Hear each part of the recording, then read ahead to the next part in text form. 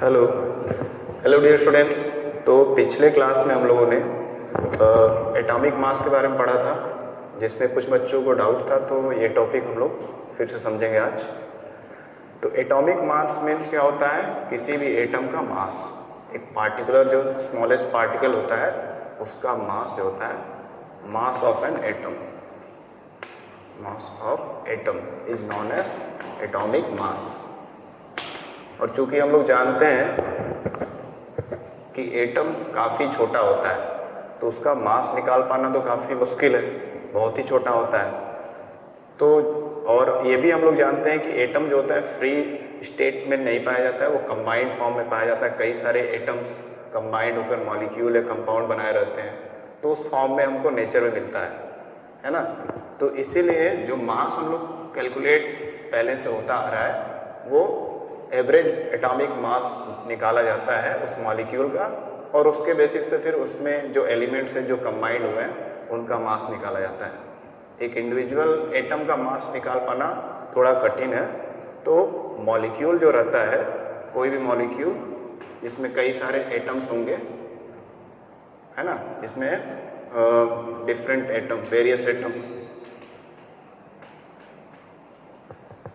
कई सारे एटम्स होते हैं, उसका मास निकाला जाता है। फिर उसका एवरेज लेते हैं, तो फिर हमको पार्टिकुलर एटम का मास पता चल जाता है।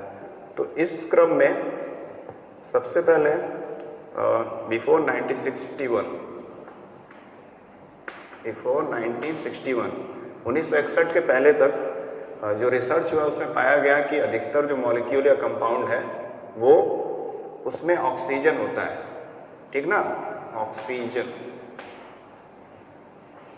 यानी 1961 के पहले अधिकतर मॉलिक्यूल कंपाउंड जो नेचर में पाए गए, खोजे गए, उसमें ऑक्सीजन पाया गया। तो ऑक्सीजन को एक स्टैंडर्ड एटम मान लिया गया, ठीक ना।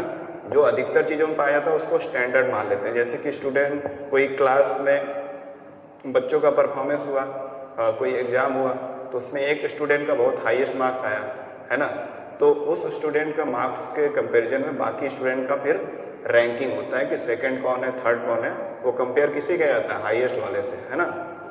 तो वही यहाँ पर भी है कि ऑक्सीजन पाया गया कि बहुत सारे एटम्स में पाया जाता है, बहुत सारे मॉलिक्यूल में पाया गया, तो इसलिए इसको स्टैंडर्ड एटम मान करके इसका जो कि मास 16 है, एटॉमिक मास, इसी को कंपेयर करके, इसी का फ्रैक्शन जो है, फ्रैक्शन से कंपैरिजन करके अदर एटम का मास फाइंड आउट किया गया था, ठीक ना। तो किसी और एलिमेंट का अगर मास निकालना है तो वो 1/16 कर देंगे। कोई अदर एलिमेंट है तो उसका 1/16 करेंगे, ऑक्सीजन से कंपेयर चूंकि कर रहे हैं, तो हमको उसका मास निकल जाएगा। इसका मैथमेटिकल जो फॉर्मुलेशन है या कैलकुलेशन है, ये आप अभी नहीं पढ़ेंगे। फिर बाद में आफ्टर 1961 के बाद में क्या हुआ कि और रिसर्च में तो पाया गया कि अधिकतर जो एटम मॉलिक्यूल्स होते हैं या कंपाउंड होते हैं, उनमें कार्बन पाया जाता है। हमारे नेचर में जितने भी मॉलिक्यूल कंपाउंड है उसमें कार्बन होता है। तो इसके बाद क्या देखा गया कि अब, पहले तो ऑक्सीजन को स्टैंडर्ड एटम माना गया था, क्योंकि ऐसा पाया गया था कि हर ऑलमोस्ट सभी मॉलिक्यूल या कंपाउंड में ऑक्सीजन होता है, तो उसमें 1/16 करते थे ऑक्सीजन के मास का। फिर अननोन जो भी कोई है उसका निकालते थे, अननोन को यू मान लेते हैं। अब कार्बन पाया गया अधिकतर चीज़ों में, तो कार्बन एटम को स्टैंडर्ड मान लिया गया, कार्बन 12 को, कार्बन का मास 12, तो इसको स्टैंडर्ड मान लिया गया। और इसके 1/12 से कंपेयर करके अननोन एटम या एलिमेंट का मास पता किया जाने लगा, ठीक। और वो अभी तक चला आ रहा है, अभी तक यही फॉलो हो रहा है, क्योंकि नेचर में आप देखेंगे अधिकतर जो ऑर्गेनिक चीज़ें हैं वो कार्बन से ही बनी है। तो कार्बन चूंकि हर जगह मौजूद है, ऑलमोस्ट सभी चीज़ों में, मैटर में, इसलिए कार्बन को स्टैंडर्ड एटम मान के इसी के मास से, इसके मास के फ्रैक्शन से कंपेयर करके अदर एटम का मास निकाला जाता है, ठीक। अब इसको समझाने के लिए आपके बुक में एक एग्जाम्पल दिया है वाटरमेलन का। मान लेते हैं ये कोई वाटरमेलन है ना, ये वाटरमेलन है। तो वाटरमेलन है और ये कितना केजी का है, इसका वेट कितना है 12 केजी, जस्ट अज्यूम कर लेते हैं 12 केजी का है। और एक हमारे बगल में कोई पत्थर का टुकड़ा है, स्टोन पीस है, और स्टोन पीस का हमको वेट नहीं पता है, इसका वेट नहीं पता है, इसका वेट पता है एज होल, पूरे का वेट पता है। तो हमको कंपेयर करना है। तो सबसे सिंपल तरीका आप जानते हैं, बैलेंसिंग करना, तराजू से तौलना, है ना। तो मान लेते हैं कि ये एक तराजू है ना, और इसके अब पहले तो इसको रखेंगे, हालांकि रखेंगे नहीं क्योंकि काफ़ी बड़ा है, 12 केजी का, ये छोटा सा है, तो इस दोनों का वेट तो कंप्लीटली डिफरेंट लग ही रहा है। इसके कुछ टुकड़े करेंगे, मान लेते हैं 4 टुकड़े किए, 4 इक्वल पार्ट्स किए, तो हर एक पार्ट कितने का हो जाएगा 4 केजी का। तो मान लीजिए एक जो 4 केजी वाला टुकड़ा है उसको यहाँ पर रख दिए और इधर पे वो पत्थर का टुकड़ा रख दिए। तो क्या हम लोगों ने पाया कि ये वाला जो टुकड़ा है 4 केजी वाला, ये भारी पाया गया और ये हल्का हो गया, ऊपर रह गया। तो इससे ये इंडिकेट होता है कि हमको, और ये मतलब हल्का है और हमको इसको छोटे टुकड़े करने पड़ेंगे। तो मान लीजिए और टुकड़े छोटे कर दिए, है ना। तो अभी 4 टुकड़े किए थे, 6 कर दिए मान लीजिए, है ना, केवल 6 टुकड़े कर दिए इक्वल पार्ट्स। तो 6 टुकड़े कर दिए तो हर एक पार्ट कितने का हो गया, 6 पार्ट्स में अगर करेंगे तो हर एक पार्ट 2 केजी का हो जाएगा। तो फिर से तराजू में रखें तो ये क्या हो गया हमारा 2 केजी का वाटरमेलन का पार्ट रख दिया। फिर भी देख रहे हैं ये नीचे आ रहा है, हैवी है, यानी हमको और इसके इक्वल छोटे पार्ट्स करने होंगे ताकि ये इसके बराबर आए। जैसे ही बराबर आएगा हमको पता चल जाएगा कि इसका, इस छोटे पत्थर के टुकड़े का वेट क्या है। तो इसके जब 12 टुकड़े करेंगे, 12 पीसेस करेंगे वाटरमेलन के, तो हर एक पीस कितने का होगा 1 केजी का। ठीक है, ऐसा हम लोग एज्यूम करके कर रहे हैं। तो अब मान लेते हैं कि ये 12 इक्वल पीसेस किए इसी वाटरमेलन के, और 12 जब पीसेस किए तो हर एक पीस 1 केजी का हो जाएगा, है ना, ईच। तो 1 केजी वाला जैसे टुकड़ा रखें, हम लोग देखते हैं कि दोनों लेवल पे आ गए, बैलेंस है ना। तो इसलिए हम लोग कह सकते हैं कि स्टोन का जो पीस है, स्टोन का वेट जो है 1/12 है, किसका, वाटरमेलन का।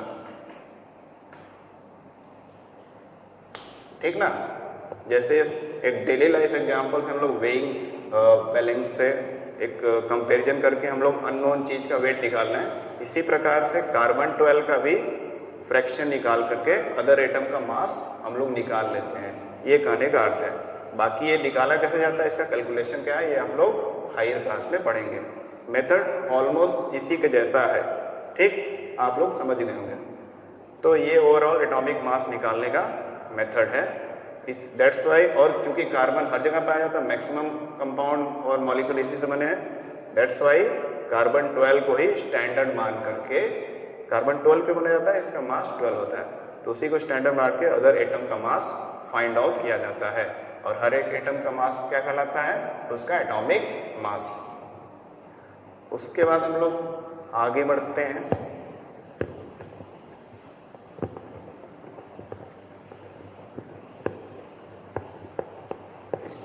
इसके बाद हम लोग नेक्स्ट जो करेंगे, नेक्स्ट हमारा जो है मॉलिक्यूल पे हम लोग पहुंचे थे पिछले क्लास में, और मॉलिक्यूल कैसे बनता है इसके बारे में आपके कोर्स में दिया नहीं है, फिर भी मैं शॉर्ट में समझा दूंगा। उसके पहले हम लोग को कुछ एटम और इलेक्ट्रॉन के बारे में जानना पड़ेगा। तो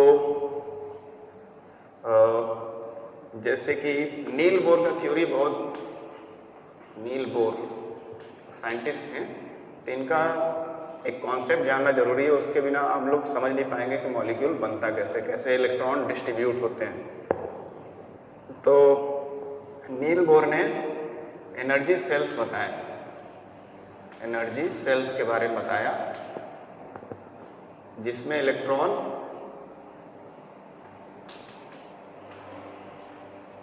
रिवॉल्व करते रहते हैं, घूमते रहते हैं जिसमें, ठीक ना, उनको एनर्जी सेल नाम दिया। और ये एनर्जी सेल्स कौन कौन से हैं? के सेल, उन्होंने अल्फाबेटिकली नाम दे दिया कुछ, के, एल, एम, एन। और एनर्जी सेल का capacity, energy shell capacity of maximum electron का एक फार्मूला दे दिया, 2 × n², ठीक ना। Energy shell capacity of maximum electron is 2 × n², ये फार्मूला दे दिया। और एक चीज थोड़ा आप देखेंगे, कोई भी एटम रहेगा उसके सेंटर में उसका न्यूक्लियस रहेगा, जिसमें प्रोटॉन रहता है और न्यूट्रॉन रहता है, और उसके बाहर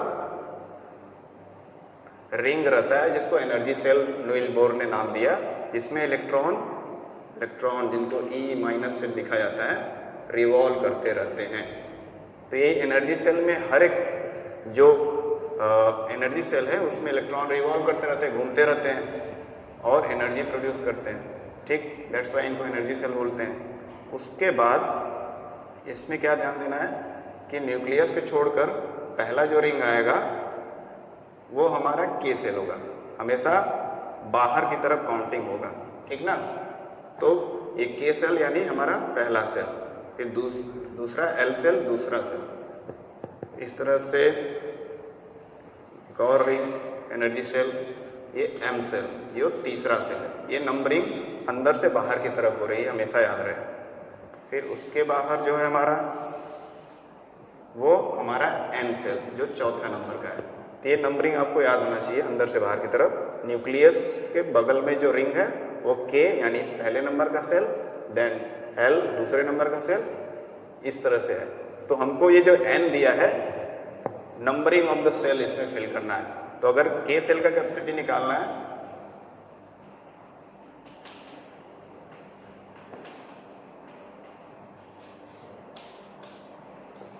के सेल का कैपेसिटी निकालना है तो क्या करेंगे, 2 × n²। और यहाँ पे n क्या है के सेल के लिए? 1, नंबर 1 है ये, n = 1। तो हो जाएगा 2 × 1², यानी कि 2 × 1, अल्टीमेटली 2 आएगा, 2 इलेक्ट्रॉन्स। इससे ये निष्कर्ष निकलता है, या कंक्लूजन निकलता है कि के सेल में मैक्सिमम 2 इलेक्ट्रॉन भरे जा सकते हैं। यानी ये जो के वाला रिंग है, इसमें केवल 2 इलेक्ट्रॉन भरे जा सकते हैं, चाहे कोई भी एटम हो। तो इसी प्रकार से उन्होंने बाकी सारे सेल्स के बारे में भी इस फार्मूले से जस्टिफाई किया न्यूमेरिकली। अगर दूसरे के लिए देखते हैं, एल सेल के लिए, एल सेल का नंबर क्या है? एल सेल का नंबर हमारा है 2, ठीक ना। तो 2 है, तो फार्मूले में रखेंगे 2 × n²। तो 2 × 2², 2 × 4 यानी 8 इलेक्ट्रॉन। एल सेल का मैक्सिमम कैपेसिटी क्या है? 8 इलेक्ट्रॉन। इस सेल में मैक्सिमम 8 भरे जा सकते हैं और मिनिमम जितने अवेलेबल हैं। ये मैक्सिमम कैपेसिटी बताया जा रहा है कि मैक्सिमम इतना ही भरा जा सकता है। हर एक सेल का अपना अपना एक क्षमता है इलेक्ट्रॉन भरने का। कम कितना भी हो सकता है जितना अवेलेबल हो उस पार्टिकुलर एटम के पास। सिमिलरली हम लोग एम सेल का भी निकाल सकते हैं। एम सेल जो काउंटिंग से न्यूक्लियस की तरफ से काउंट करेंगे तो कौन से नंबर पे आता है? तीसरे नंबर पर। तो इसको निकालेंगे 2 × n², 2 × 3², 2 × 9, 3 × 9 होता है, 9 × 2 = 18, तो 18 इलेक्ट्रॉन। एम सेल का कैपेसिटी कितना है? 18 इलेक्ट्रॉन का। इसका था 8, इसका 2। अब n सेल का भी निकाल लेते हैं ताकि आपको सारा क्लियर हो जाए। हालांकि सिंपल मैथमेटिक्स से आप भी कर सकते हैं। तो n सेल का निकालेंगे, इसका नंबर क्या है, अगर न्यूक्लियस से काउंट किया जाए तो 1 2 3 4, चौथा नंबर है n सेल का। तो n इसका क्या होगा 4। So we will try to solve this by using this simple formula and we will put 4 in place of n.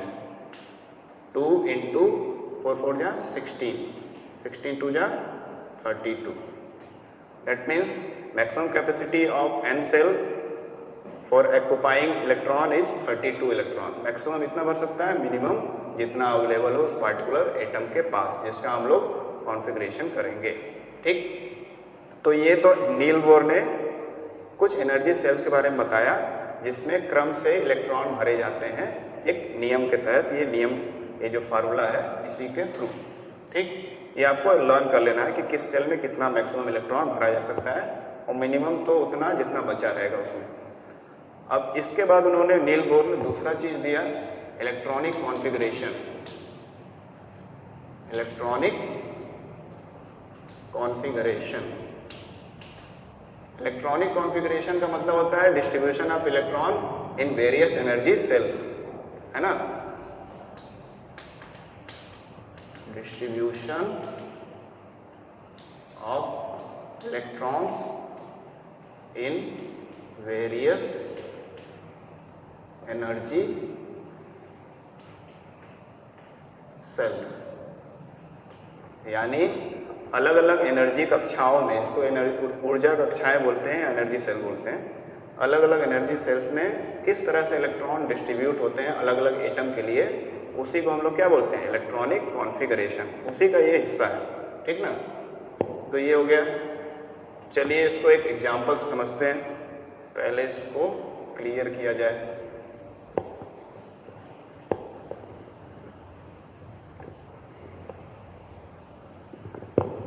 Example यहाँ पर एक लेते हैं, मैग्नीशियम मेटल का ले लेते हैं।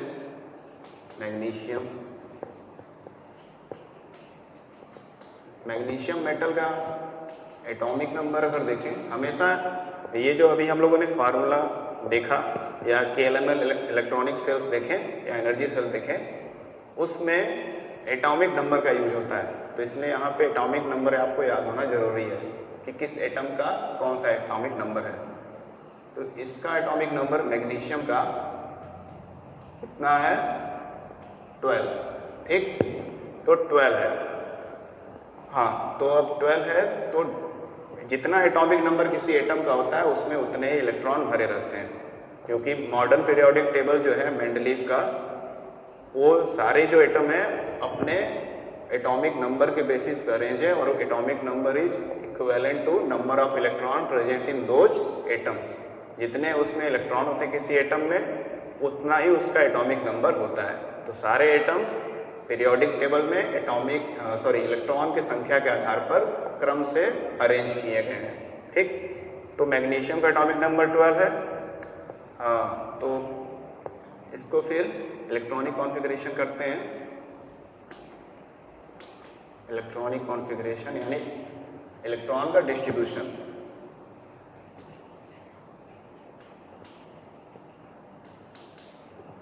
तो K shell, L shell, M shell और N सेल।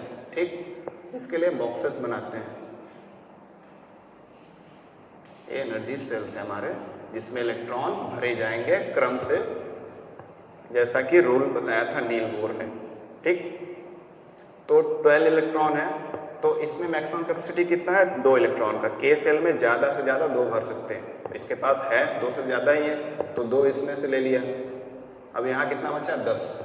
अगले सेल का कैपेसिटी कितना है, 8 इलेक्ट्रॉन का, लेकिन अवेलेबल इसके कितने पास है, 10, तो केवल 8 ही भर सकता है, उससे ज़्यादा नहीं भर सकता है, तो 8 भर दिया। उसके बाद कितने बचे, 8 2 10 हो गए। यहाँ कितना है, 12, 2 बचे। और अगले सेल का कैपेसिटी कितना है, 18। M सेल का कैपेसिटी है 18, लेकिन उतने अवेलेबल तो है नहीं, तो जितना अवेलेबल उतना ही यहाँ पर भर देंगे, तो 2 हो गया। तो ये हो गया इलेक्ट्रॉनिक कॉन्फ़िगरेशन मैग्नीशियम एटम का। 2a2, ठीक। This is the electronic configuration of magnesium atom. और जो बॉन्डिंग होती है, एटम्स मिलकर के मॉलिक्यूल बनाते हैं, उसमें हमेशा जो बाहर का इलेक्ट्रॉन होता है, जो सबसे आखिरी में भरा जाता है, सबसे आखिरी में इसका मतलब नहीं, ये तो ब्लैंक है, जहाँ तक इलेक्ट्रॉन भरा जा रहा है वही इलेक्ट्रॉन केवल बॉन्डिंग में हिस्सा लेता है, बाकी के अंदर के इलेक्ट्रॉन बॉन्डिंग में हिस्सा नहीं लेते हैं। यानी ये क्रूशियल है नंबर। ये जो नंबर है ये बहुत ही महत्वपूर्ण है। सबसे आखिरी इलेक्ट्रॉन का बॉक्स एनर्जी सेल, जिसको वैलेंस सेल बोलते हैं, वैलेंस सेल, इसमें जितने भी इलेक्ट्रॉन आखिरी वाले में भरे जाएंगे केवल वही बॉन्ड बनाने में हेल्प करते हैं, और जिससे एटम से क्या बन जाता है, मॉलिक्यूल बन जाता है। तो यही मुझे समझाना था, ठीक। अब इसको एक समझ लेते हैं, एग्जाम्पल से हम लोग इसको मिटाते हैं यहाँ।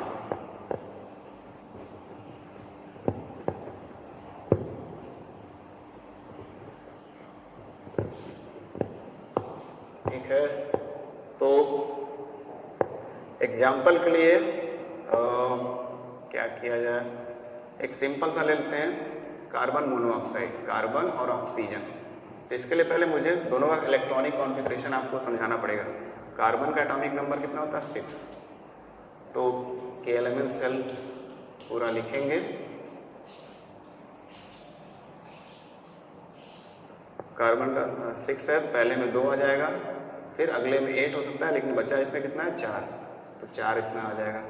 फिर ऑक्सीजन का कितना है, 8, तो पहले में 2 आ जाएगा, बचा 6, और इसमें 8 आ सकता है, लेकिन 8 है नहीं, तो 6 इसमें भर जाएगा, बाकी ब्लैंक रहेगा, है ना, ठीक।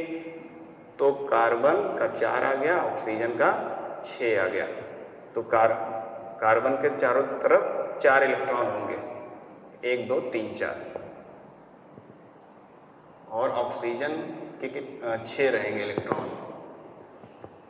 लेकिन कार्बन मोनोऑक्साइड के बीच में जो बॉन्डिंग पाया गया वो ट्रिपल बॉन्ड होता है। ट्रिपल बॉन्ड का मतलब है कि 1 2 3 इलेक्ट्रॉन को डॉट से दिखाते हैं, इलेक्ट्रॉन डॉट स्ट्रक्चर, और कार्बन के बीच 4 होते हैं, हाँ। तो 1 बॉन्ड, 2 बॉन्ड, 3 बॉन्ड, तो कार्बन ट्रिपल बॉन्ड ऑक्सीजन, ये होता है कार्बन मोनोऑक्साइड का बॉन्डिंग स्ट्रक्चर। ये कैसे 3 बना, ये सब हम लोग आगे पढ़ेंगे, अभी तो फिलहाल आपके कोर्स में ये नहीं है। बस सिंपल समझ लिए, इस तरीके से आखिरी इलेक्ट्रॉन जो है वो हेल्प करता है बॉन्ड बनाने में। ऑक्सीजन में देखिए 3 3 6, और कार्बन में कितना 3 4, चौथा कहीं इधर रहेगा, ठीक। इस तरह से बॉन्डिंग होती है और मॉलिक्यूल बनते हैं। फिलहाल बॉन्डिंग के बारे में अधिकतर चीज़ें जो है आप हायर क्लास में पढ़ेंगे। बस आप टाइप ऑफ बॉन्ड समझ लीजिए, टाइप ऑफ बॉन्ड जिससे मॉलिक्यूल बनते हैं या कंपाउंड बनते हैं।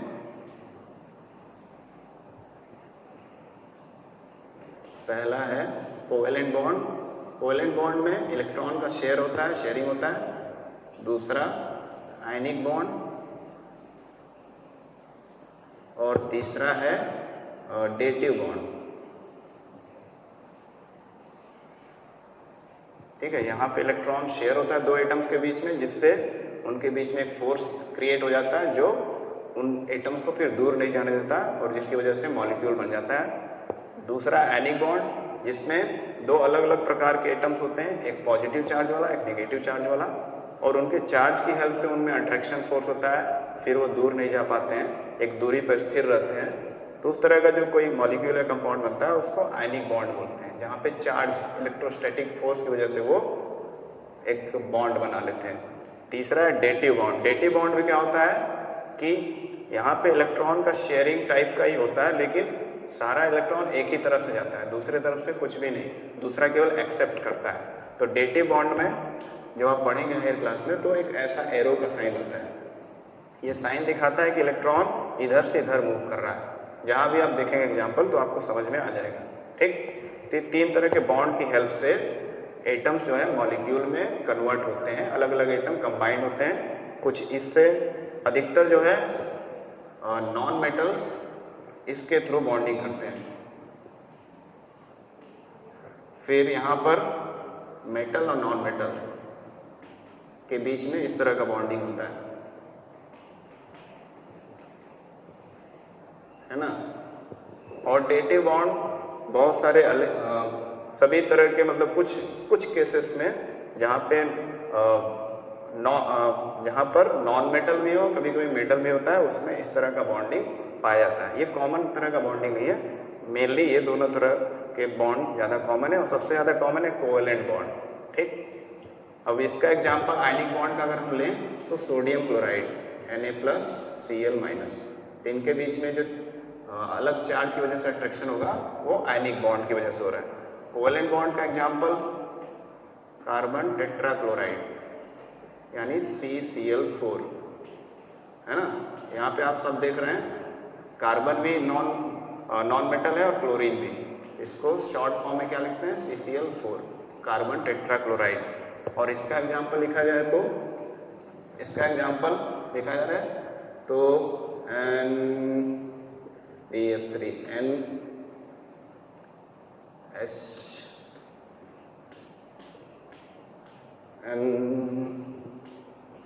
हाँ, तो इधर से इलेक्ट्रॉन जो रहेगा, एक्स्ट्रा इलेक्ट्रॉन पेयर, ये चला जाएगा इसकी तरफ, ठीक ना। तो यहाँ नाइट्रोजन पे एक्स्ट्रा पेयर ऑफ इलेक्ट्रॉन था जो इसकी तरफ ट्रांसफर हो गया और ये एरो बन गया, जो कि डेटिव बॉन्ड का एक स्पेशल इंडिकेशन है। ठीक, तो इतना आज के लिए, थैंक यू।